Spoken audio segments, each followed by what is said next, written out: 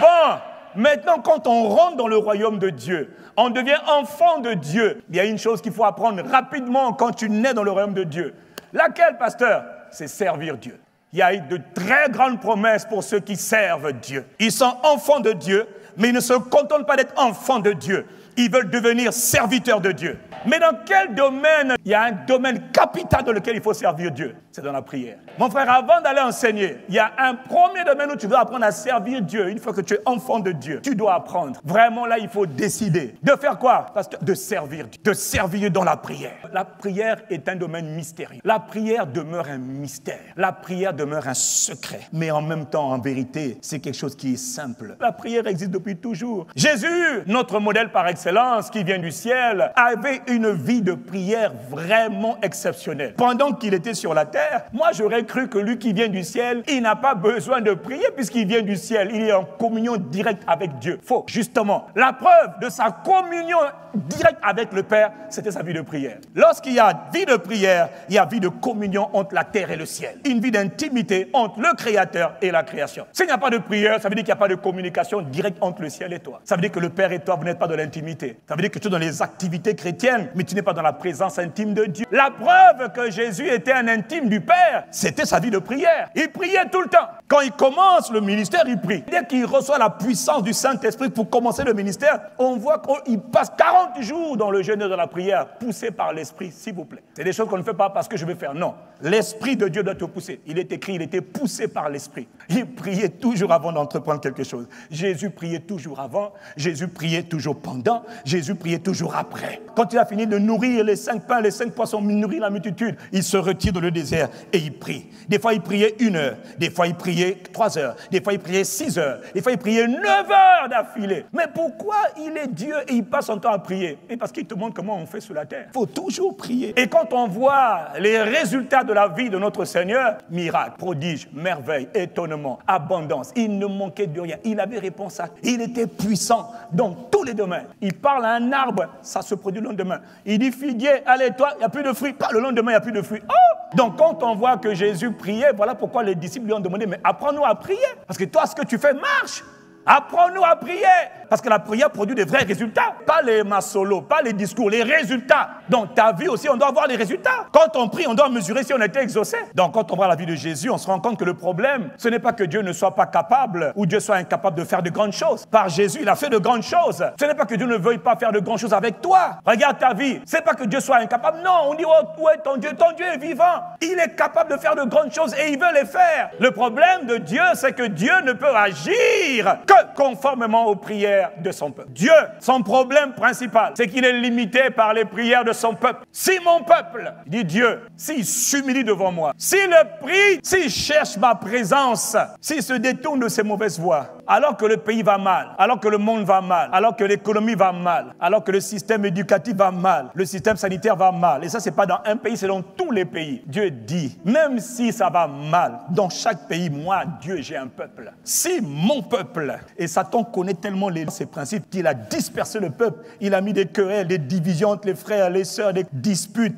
pour que le peuple ne vienne pas dans la présence de Dieu ensemble. C'est une stratégie du diable de nous diviser. Mais Dieu dit, si mon peuple, s'il s'humilie, s'il prie, et s'il cherche ma présence, s'il se détourne de leur mauvaise voie, moi, Dieu, je vais exaucer du haut des cieux tout ce qu'ils vont me demander. Moi, Dieu, je vais guérir leur ville, je vais guérir leur pays. Bon, Dieu n'est pas un nom pour mentir. Ce qu'il a dit, il le fait. Là, il nous donne un principe qui est simple. Le principe pour changer la vie d'un pays, c'est la prière. Pour guérir un pays malade, c'est la prière. Jésus était en train de parcourir les villes et les villages, il enseignait dans les synagogues, puis la Bible dit qu'à la vue des multitudes, il eut compassion. Et puis il va dire à ses disciples, oh là là, mais la moisson là est trop grande, il y a trop de gens à aider. Il dit, mais qu'est-ce qu'on doit faire? Il dit, mais il faut prier pour que Dieu envoie des ouvriers dans sa moisson, il faut prier. Alors une remarque très importante sur la prière, c'est que quand on étudie les Écritures, on se rend compte que la prière est un mystère, et il faut comprendre ce mystère. Première remarque, c'est que si le peuple de Dieu qui prie Dieu prie peu, alors Dieu va agir aussi peu. Mais si le peuple de Dieu qui prie Dieu prie beaucoup, Dieu va agir beaucoup. Mais une autre remarque très importante à propos de la prière, il semble qu'il y ait un certain niveau de prière qui doit être atteint avant que Dieu ne fasse certaines choses sur la terre, avant que Dieu ne libère certaines grâces, avant que Dieu n'intervienne dans certaines situations, il semble qu'il faille faire monter une quantité de prières. C'est comme une bouteille. Avant que l'eau ne se renverse, il faut dépasser un certain seuil pour que l'eau que je mets dans la bouteille se renverse, donc déborde, sans forcer. Daniel a prié une semaine, 10 jours, rien. La réponse qu'il attendait ne venait toujours pas. Daniel s'est humilié devant Dieu, criant à Dieu. Oh Dieu, confessant ses péchés, confessant les péchés du peuple, toujours pas d'exaucement. L'ange avait été déjà envoyé, mais la réponse n'était pas encore visible. Il y a des réponses qui ne sont pas encore manifestes parce qu'une certaine quantité de prière n'a pas encore été atteinte. Jésus, dans le jardin de Gethsémane, est allé pour prier, pour aller affronter la croix, avait un gros problème. C'était la difficulté, là, dans le moment, à accepter de faire la volonté de Dieu, alors qu'il est venu du ciel pour faire la volonté de Dieu. Comme quoi, tu peux savoir que ça, c'est la volonté de Dieu, c'est une bonne chose. Mais la faire, c'est autre chose. Il faut une autre grâce. Et pour avoir la capacité de faire la volonté de Dieu, il a dû prier seul. Mais quand il a prié une fois, il semble que le volume, la quantité de prière pour le permettre d'être fort pour traverser la tempête n'était pas encore atteint. Alors il est reparti une deuxième fois. Père, pendant au moins 1 heure, priez encore pour recevoir la capacité, la force, le courage de traverser la croix, supporter l'insupportable. La deuxième fois, ce n'était pas non plus suffisant. C'est à la troisième fois qu'il allait prier encore au moins 1 heure. C'est là qu'il s'est levé, il a dit, oh, c'est bon, maintenant on peut partir. La Bible dit qu'un ange descendit pour le fortifier. L'ange n'est pas descendu à la deuxième fois, ni à la première fois, mais à la troisième. Donc parfois le secours ne vient que lorsque tu fais monter une certaine quantité de prière. Mais un autre mystère à propos de la prière, c'est qu'il semble aussi que cette quantité ou ce niveau de prière requis pour déclencher l'intervention divine ne peut pas être obtenu en une seule demande. Il y a des sujets pour lesquels tu as prié une fois, la réponse est arrivée, gloire à Dieu. Mais il y a des sujets où une seule demande ne suffit pas. Oui, il faut demander, et encore demander, et encore demander. Pourquoi? Parce que tu dois atteindre un certain niveau, une certaine quantité de prières qui doivent monter de la terre vers le ciel, pour que le ciel relâche. Voilà pourquoi la Bible dit dans Colossiens 4, verset, je crois, 2, persévérer dans la prière. Ne dites pas, ah mais j'ai prié, ça n'a pas marché. Non, non. Jésus donne un mystère, il faut persévérer. Voilà pourquoi Jésus nous a dit dans Luc chapitre 18, verset 1, Jésus nous montra une parabole pour leur expliquer qu'il faut toujours prier et surtout pitié, s'il vous plaît, ne jamais abandonner. Jamais. Pourquoi? Lui, il sait. Il connaît le mystère de la prière. Mais beaucoup de ceux qui prient ne comprennent pas le mystère de la prière. Voilà pourquoi Dieu t'envoie cette parole ce matin, pour changer ta manière de voir. Il semble donc que le niveau de prière ne peut pas toujours être atteint en une seule demande. Il semble aussi que Dieu soit prêt à attendre que son peuple fasse monter la quantité de prière pour agir. Il ne peut rien faire en dehors de nos prières. Voilà pourquoi tu dois apprendre à prier. Ce n'est pas amusement. Tu dois apprendre à prier. Un jour, dans Actes chapitre 12, à partir du verset 1, on nous dit que l'apôtre Jacques, le frère de Jean, a été mis à mort, a été exécuté. Alors que l'Église est en train de grandir, il y a le roi qui décide, Hérode, de persécuter l'Église. Il fit mourir par l'épée Jacques, le frère de Jean. Il a tué un apôtre, un homme de Dieu, un serviteur de Dieu. Dieu a permis que Jacques soit tué. Oh, mais comment ça Jacques peut tuer? Mais Jacques, c'est un apôtre. Mais c'est un grand homme de Dieu. Oui, mais le grand homme de Dieu a été assassiné par le roi. Oh, comment ça? Et quand le roi a vu que les Juifs, les pharisiens, les sadducéens, les religieux étaient contents, venez aussi Pierre. Il dit, ah, Pierre, lui aussi, on va le tuer. Oui, Pierre, toi aussi, tu vois, on va te tuer. Et là, les chrétiens disent, comment ça on va le tuer? Ah non. Et qu'est-ce qu'ils font? Non, on prend nos responsabilités. Dieu ne nous a pas appelés pour subir. Il nous a appelés à commander. Jésus nous a tout enseigné. Ils ont vu que c'était une attaque des ténèbres. Dieu avait besoin d'avoir pas une personne. Pourquoi? Parce que l'assassinat de Pierre, là, ça allait créer un impact tellement fort pour l'Église. Ça allait même tuer la croissance de l'Église. Il voulait assassiner la croissance de l'Église. L'impact était beaucoup trop grand. Verset 5, Pierre était gardé dans la prison, mais l'Église a pris ses responsabilités. Je dis, ah non, non, non, non, non. Avant que le Saint-Esprit ne vienne, Jésus nous avait appris à prier. On a prié, l'Esprit est venu, l'Esprit s'est répandu, les miracles, les prodiges, les signes. Tout ça, c'est la puissance de la prière. On dirait, les gars, qu'on s'est un peu laissé distraire ces derniers temps. Les gars, il a tué. Logiquement, ça n'aurait même pas dû arriver pour Jacques. Jamais. Levons-nous et prions pour Pierre. L'Église ne cessait d'adresser pour lui des prières à Dieu. Pas une personne. Non. Là, il ne fallait pas les prières d'une personne. Une personne, c'est bien. Là, maintenant, on engage ce qu'on appelle la prière corporative, la prière d'ensemble, la prière de l'assemblée, la prière de la communauté. Ils ont mis en place un système de prière en permanence. Donc, ils ont engagé la prière sans cesse parce que l'enjeu était grand. Quand les enjeux sont grands, la prière aussi doit être grande. Si c'est pour te donner un peu à manger, ah oui, j'ai besoin de 10 000 francs, mon gars, là, il n'y a pas d'enjeu. Mais moi-même, mais tu comptes, mon frère, mais là, il y a des enjeux plus grands que toi. Si on a résolu les enjeux plus grands, toi, ton problème est résolu. Mais toi, tu vois que ton petit nombril, là, tu penses que le monde se limite à toi. Il y a des vraies affaires, mon frère. Ils ont commencé à prier. Et quand ils priaient, voilà ce qui s'est passé. Dans la nuit qui précédait le jour où Hérode allait le faire comparaître, Pierre, lié des 2 chaînes, dormait entre 2 soldats et les sentinelles étaient devant la porte et gardaient la prison. Voici un ange du Seigneur survint. Voici l'ange du Seigneur apparaît. Mais il était où l'ange quand Jacques a été tué? Il n'était pas là. Il était là. Mais qu'est-ce qu'il a rendu manifeste sa présence? L'intensité sans cesse de la prière. Sans cesse, sans cesse, sans cesse, sans cesse. L'enjeu était de taille. Donc là, ce n'était pas une personne qui priait, c'était plusieurs personnes qui priaient. Mais qu'est-ce qu'il faisait? En vérité, qu'est-ce qu'il faisait? Il servait les intérêts de Dieu. Dieu ne voulait pas que Pierre meure. Mon frère, Dieu ne veut pas que certaines choses arrivent, mais certaines choses vont arriver. Si on n'a pas la quantité suffisante d'intercesseurs, de travailleurs pour prier,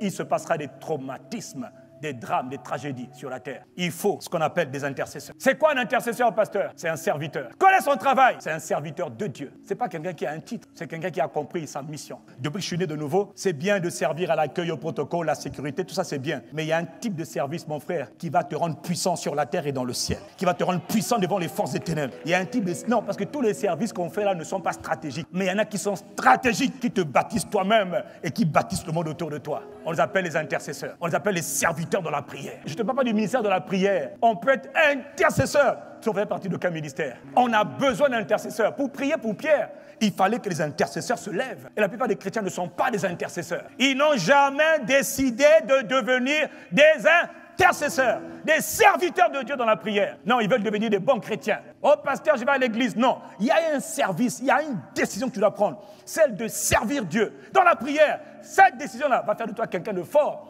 pour toi-même, fort pour les autres autour de toi. Mais les gens sont faibles parce qu'ils ne sont pas des intercesseurs. Ce sont des prieurs pour eux-mêmes. Oh, moi, je n'ai pas d'argent. Moi, je n'ai pas de mariage. Oh, moi, j'en ai marre. Je souffre. Je n'arrive pas à nourrir mon enfant.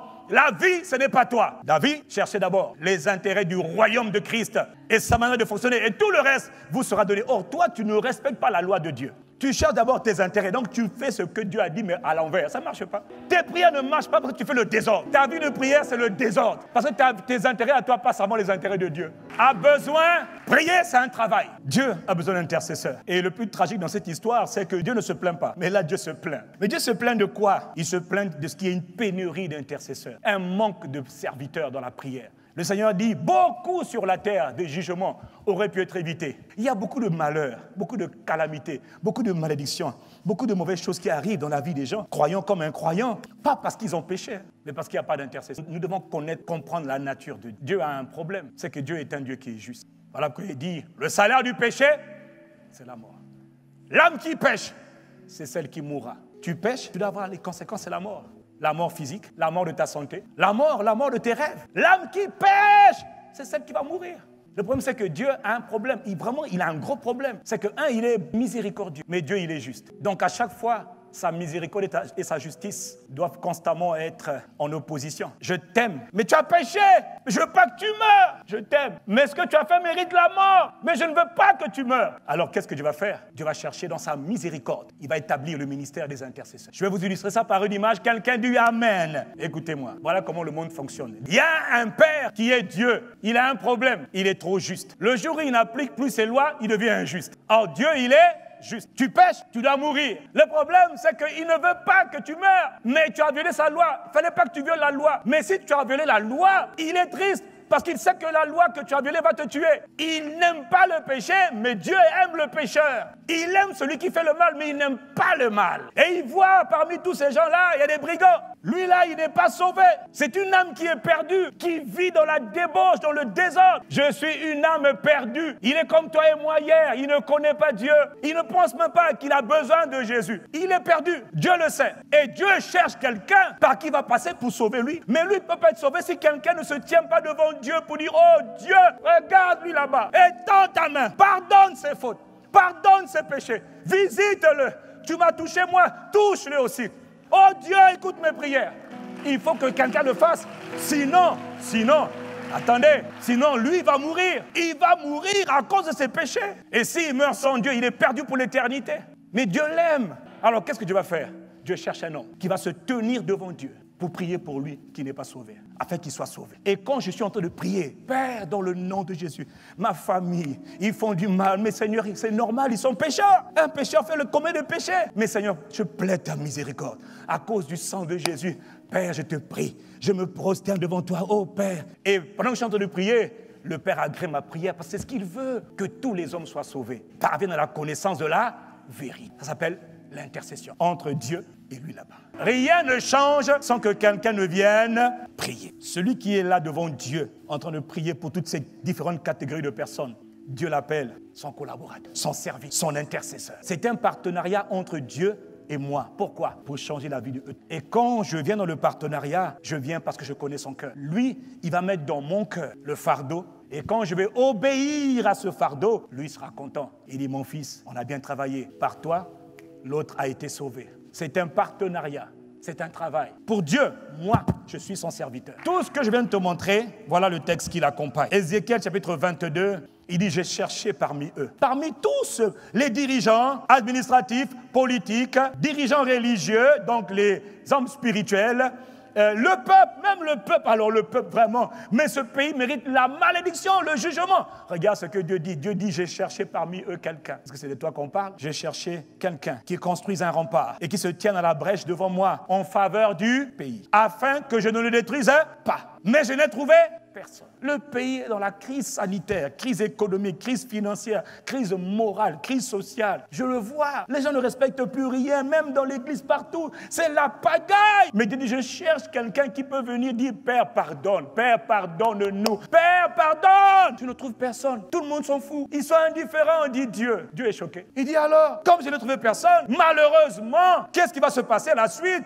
C'est que je vais répandre mon indignation sur eux. Le châtiment va tomber sur eux. Je vais les exterminer par le feu de ma colère. Je vais les exterminer. Ils vont payer les conséquences de leur péché. Mais ce n'était pas ce que je voulais. Il y a des châtiments qui viennent, des jugements qui viennent sur les individus, sur les familles, sur des communautés, sur des villes, sur des pays. Pas parce que Dieu veut, parce qu'il n'y a pas eu d'intercesseurs qui se tiennent devant Dieu et qui disent non, ne fais pas ça. Par amour pour toi-même, tu es miséricordieux, ne fais pas ça. Mais pour que toi tu sois délivré, il faut que quelqu'un vienne devant Dieu. Dans Ésaïe 59, même chose. Il dit la vérité a disparu dans le pays et celui qui se loigne du mal est dépouillé. L'Éternel voit d'un regard indigné. Dieu est indigné. Il n'y a pas de droiture, il n'y a pas de justice. Alors que fait Dieu? Il voit qu'il n'y a pas un homme. Il s'étonne de ce que personne ne prie. Il s'étonne de ce que personne n'intercède. L'église va mal, d'accord, mais il faut prier. La solution, il y a toujours une solution. C'est la prière. Le ministère de la prière, c'est le ministère le plus puissant. Voilà, il est tellement puissant que Satan distrait tout le monde. Où sont les travailleurs du royaume? Où sont les serviteurs de Jésus-Christ qui vont prier pour les âmes, qui vont prier pour l'église,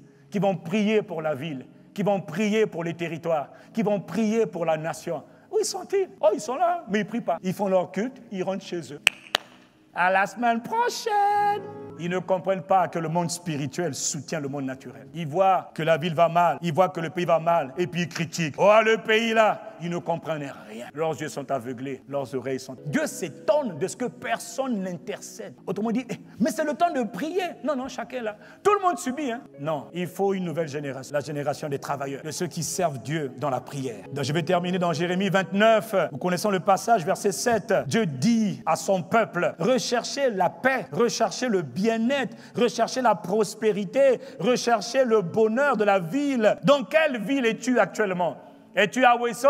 Es-tu à Dolisie? Es-tu à Pointe-Noire, à Ouando, à Oyo, à Brazzaville? Es-tu en France, à Paris, je ne sais pas où? La prospérité de la ville où tu habites dépend de tes prières. La prospérité de Brazzaville dépend de toi. La prospérité de Pointe-Noire dépend de toi. Mais il y a une grande grâce qui accompagne ceux qui font ce travail. Quoi? Et puis il te dit, priez Dieu, intercédez Dieu en faveur de quoi? La ville. Il n'y a rien. Si Dieu dit que lui, il cherche, s'il te trouve, ça veut dire que par toi, il peut changer. Est-ce que tu te rends compte donc de la puissance, de la grâce, de la capacité que Dieu a donnée à ceux qu'on appelle les intercesseurs?